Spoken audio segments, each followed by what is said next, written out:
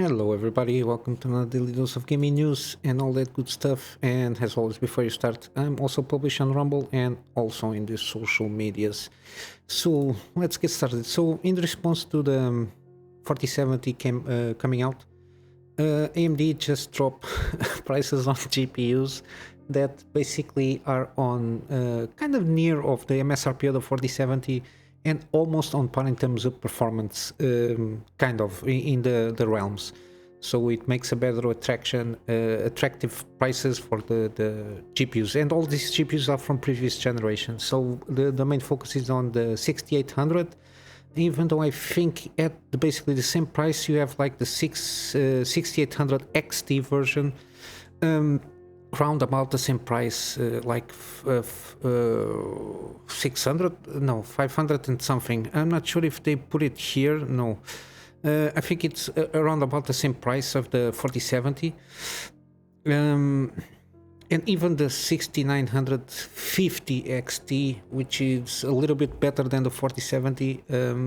Of course, I'm telling you about this performance in terms of rasterization because ray tracing AMD it's a little bit behind, but I really do prefer some extra frames and smoothness and pretty effects on games that I will not notice most of the time. Yeah, but this is not good for NVIDIA. The NVIDIA this 4070 should not be at any point. $600 should be around, again I repeat myself, $450 to $500 give or take, to be a little bit more attractive, especially with the specs that this GPU has, which is 12 gigabytes. It will not age very well in 1 year's time because all the new games that are coming out, even though if they are very well optimized, the quality of the graphics and how the games now are built with different kind of meshes, different kind of textures, you need a bigger buffer on the VRAM to handle all this information. And these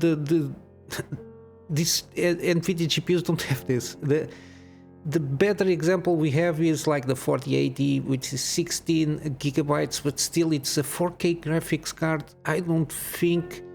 Hardware Unbox made a good point. 12 gigabytes is the minimum. This 4070 Ti with 12 gigabytes is very good at 1080p, full ray tracing on with everything on, but 1080p. It can manage 1440p, but it will start. You will need, I think until the end of the year, you will need to start lowering down a lot of detail settings and everything, removing ray tracing, and you have to put full on DLSS performance when you start playing 1440p, and forget about 4K. The 4070 Ti just, even in, I think in 1440p with, like, for example, Resident Evil, it starts struggling a lot. And mainly it's the memory leaking, the VRAM leakage to all the situations you have. Also in that GPU, the fact that you have like Hogwarts Legacy, you will start to see, for example, the textures popping in and out if you start pushing too much this GPU. While the AMD, they are not the best because it's only a competition of two, so one will always follow the other if they don't make a more aggressive approach here on their GPU market, because the CPU it's going very well, even though they do their own shenanigans, because corporations will do corporation stuff. I think if they want to really start eating up the market share, they will need to start launching mid-range GPUs for the supposedly it will come the 7800 and the 7700 and the 7600, I suppose. I think they will all come at least with minimum 12 gigabytes in the entry level, and then the mid-level at least 16 gigabytes for 1440p gameplay, and I think they will manage better and it will age well comparatively to the NVIDIA. The NVIDIA, again, I will hammer this point until all people start listening to me, because this is the trend they are going for. NVIDIA is going for an APR route, which is basically launching basic hardware and then they ramp up the performance marketing stuff with technology, which is kind of insane if you think about it, because if you don't have access to that technology, which is being gatekeeped with new hardware always, in the case of DLSS 3, supposedly it will not work with the 30 series, only works with the 40 series. See the point?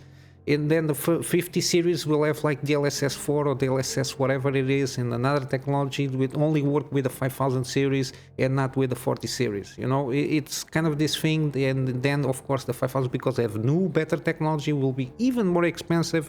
And then if you don't have enough, you're not part of the club and you get out. You have to choose another ones. Our my main hope is, of course, is another corporation, is Intel Arc system. They are very good. The 7716 gigabytes, especially this one, is very excellent for 1440p. And of course, I think the 7050, if not mistaken, is very good for 1080p, and they are very cheaper, even cheaper than the AMD counterparts. And they have like very similar performance. And I think in the battle match we'll have a little bit here and there in maybe middle range GPUs, kind of performance of what you have now, like the 4070 Ti's performance, kind of in that mid range. And supposedly Celestial One will try to go blow by blow with like the high end of GPUs with NVIDIA and AMD. We will see how it goes. But yeah. In other news, AMD supposedly has this thing, ROCm on Windows, or trying to add support on Windows, which is basically a platform for computing. The same thing with NVIDIA regarding CUDA library and everything. It's programming with a lot of languages, and at the moment is accessible only in Linux, I think. And I think they will try to start doing this. Basically, it's put all the effort on the programming language and how the process of the everything on the GPU instead of the CPU. And I think they will. I don't know when, because it was kind of leaked. Now this kind of support from the GPUs here and here, they hide it behind the login page. We'll see how it goes. It's good for programming. At least we have an alternative, and I think we should see more of these kind of things, mainly because in terms of technology, NVIDIA is way ahead of other companies now, especially with AI stuff and everything, and the CUDA and the RTX remix. This kind of technologies, that's why they are always in kind of ahead on mind share and market share, because they are trying to be always on the bleeding edge, and we need these other companies to start also pushing the envelope and being more competitive. So by the end, we consumers, we are the ones that beneficiate with more competition in a supposedly free market if they don't do a lot of the shenanigans. But yeah, regarding hardware, this is it. Now, gaming news. Elden Ring creator Hidetaka Miyazaki made it to the year's Times magazine list of most influential people. This guy, the way he goes about games and the philosophy of the games, it's very unique and peculiar. I think it's a lot about with a lot of Japanese philosophies that they have, like mantras that they usually have, like the grinding, the daily grinding of things to make to reach a certain level of perfection, trying to, the fact, for example, in the builds that you have, no build is perfect, so you specialize and you improve of what you have to make with the shortcomings that you might have, so you perfect what you are good at. That's why usually, for example, builds like a mage build or a knight build or whatever it is, that you feel more comfortable. It always has a solution for the puzzles and the difficulty that he implemented in these games. And of course, people think that these games need to have like an easy mode or whatever. There is already easy modes integrated in the game itself. Is get better, take a time to approach, because this is not a fast-paced game. At least all of this, Demon Souls, Dark Souls, except for Sekiro, it's a more fast-paced game because it's made with that purpose in mind. For example, Elden Ring, Bloodborne is kind of also different. but the games that are more recognizable, for example, the Elden Ring, it's a game that you need to take in the scenery, what kind of challenges are being thrown at you, and think about it, how you, with the tools that are provided to you, how to overcome those challenges.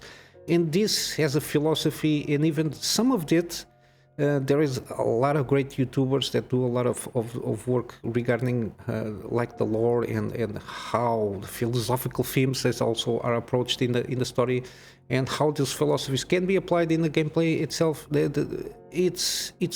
It's very unique on what we have in gaming industry at least at this moment in time, and I think it's well deserved. And yeah, I cannot wait to print my PC to start playing Elden Ring, and of course replay the I only play Dark Souls 3. I never get into the thing of the first Dark Souls, but it's something that I would like to do, like trying to make a gameplay series of the free Dark Souls, because I only experienced Dark Souls 3 with all the DLC and everything. Yeah. We got Final Fantasy on the PlayStation State of Play. I only talk about this game at the moment mainly because I supposedly will come to PC.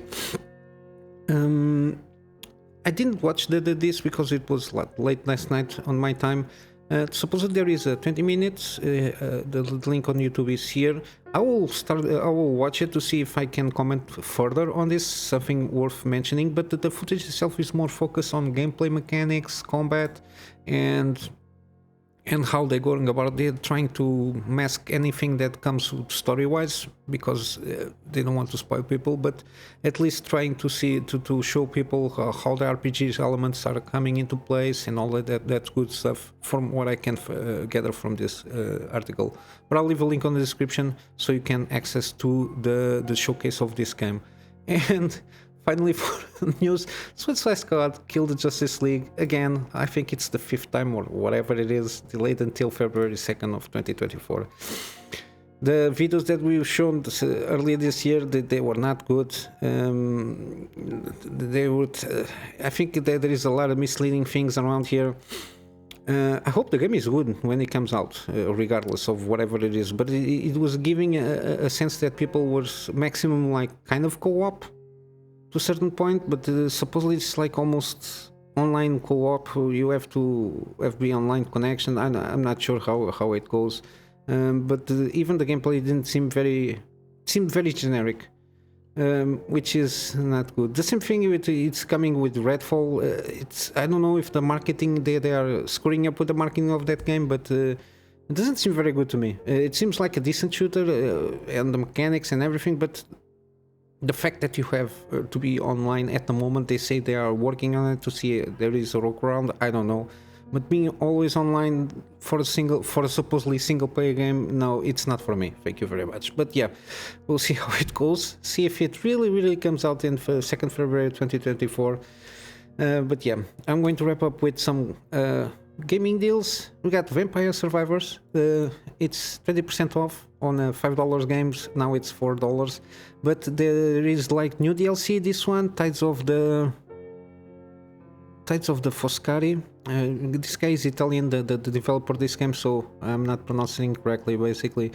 So $9, if that much. This game with all DLC. This is roguelike style. It's up my alley. There's a lot of little secrets here and there. It's very fun to play with, and it's a cheap game, and it's very addictive. It's good. I really recommend. And we got now on Epic Game Store, we got these 2 games for free. This is a online multiplayer swordsman-like game, which okay, and this one is like a co-op stuff. It's an early access. None of them interested me, didn't caught my attention. So, but I will leave the description on the free game stuff here. And I'm going to wrap up with this one, Sharepunk Vermifall. I've been watching Christopher Hodge. This is seems very interesting game. It's kind of XCOM, so it's tactical based. As a survival elements, resource management. I didn't get very well how it works. The premise by itself caught my eye. I need to start watching a little bit more to see, and there is a demo if you want to try it out, and it's like cheap, it's like $10. It seems like a very good game. You have like stress management also on your squad and everything, and it's turn-based, so it seems very interesting how they did this game, and certain mechanics, like variations of certain mechanics of how you're going about in the combat seems pretty good. But yeah, I will wrap up for today. For my GoGetFundMe page, so I can upgrade my PC to deliver better more content for my private clients, and starting doing some video stuff for them also, and of course in my free spare time doing the daily videos with better quality, starting doing some scripted content for some deep dives, and resuming my gameplay series, and in the near future doing some live streams. But like I said, guys, I hope you have a wonderful day, and I will see you in the next one. Till then, Kunamy Master out.